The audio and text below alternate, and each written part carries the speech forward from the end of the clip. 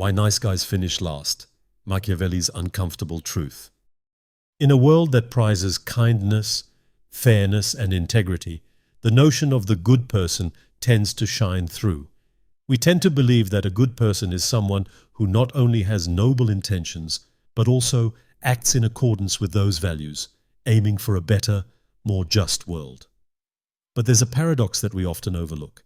Despite our best efforts, the so-called good people don't always seem to win. In fact, as history shows, they often get overshadowed by those who are less scrupulous, less virtuous. One of the earliest and most candid thinkers on this dilemma was Niccolo Machiavelli, a 16th century Florentine political thinker whose philosophy still reverberates in today's world. Machiavelli's central observation. Machiavelli made an uncomfortable observation. The wicked tend to win. The reason, he argued, is simple. They are willing to do whatever it takes, no matter how morally questionable, to achieve their goals. Whether it's using deceit, charm, intimidation, or outright violence, they don't shy away from doing whatever is necessary to secure victory. They don't hold themselves back by principles, which in turn gives them a strategic advantage over the good people who remain bound by their sense of morality. The flaws of the nice approach. Machiavelli's critique of goodness wasn't just theoretical. It was grounded in the real-world politics he observed in Florence and the Italian city-states.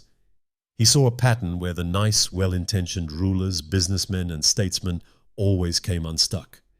They were bound by an unwavering commitment to doing the right thing, and as a result, they often failed to achieve their goals.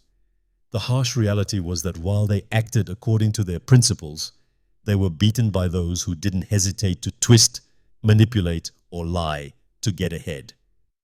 It's not that Machiavelli had no place for good intentions, far from it. He didn't advocate for cruelty or senseless violence. Rather, he believed that in a world where power and influence are often determined by results, the good must learn to be strategic and pragmatic, not just idealistic. The Prince, a manual for effectiveness. This is where Machiavelli's famous work, The Prince, comes in. Written as a guide for rulers and leaders, The Prince was not intended as a manual for tyranny, but rather as a manual for success. Machiavelli's message was simple: be as virtuous as you wish, but never let your commitment to virtue stand in the way of achieving your goals. If you must, learn from the methods of the ruthless, the cunning, and the deceptive. In The Prince, Machiavelli is not endorsing cruelty or violence for its own sake. Rather, he is urging leaders to recognize that in order to be effective, they need to understand how to use the tools of power that the wicked employ, tools that the good often overlook or outright reject. Lessons from history. Machiavelli knew where this obsession with being good came from. It was rooted in the Christian story of Jesus, the meek and mild man from Galilee who became the King of Kings. But Machiavelli, ever the pragmatist, pointed out that if you look at Jesus from a purely practical perspective, his story is a tragedy. Despite his goodness, his kindness, and his compassion, Jesus was crucified. He was rejected, mocked, and humiliated.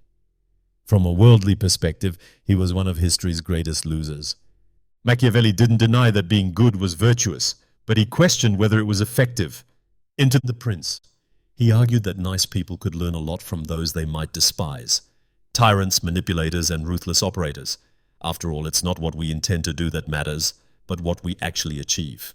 Being effective, not just nice. The crux of Machiavelli's argument is that nice people often fail because they are too focused on being good and don't learn the hard, pragmatic lessons from those who are more focused on getting results. If we want to change the world for the better, we need to stop worrying so much about being virtuous and start focusing on how to be effective. The goal is to change the world, not to bask in the comfort of good intentions. Machiavelli disturbs us because he calls out our self-serving beliefs. We like to think we fail because we are too pure or too kind. But Machiavelli reminds us that we are stuck because we've been too short-sighted to learn from those who really understand power, the ones we least want to emulate. Conclusion. Ultimately, Machiavelli's lessons are not about embracing evil, but about understanding power. We must recognize that good intentions alone won't change the world. The world needs more than just kindness. It needs the wisdom to use power effectively. The good must learn from the bad, not by becoming like them, but by recognizing and mastering the tools that the ruthless use to succeed. In the end, we should ask ourselves, do we care more about being effective than being noble? Because in the world of power, it's not the intentions that count, but the results we achieve.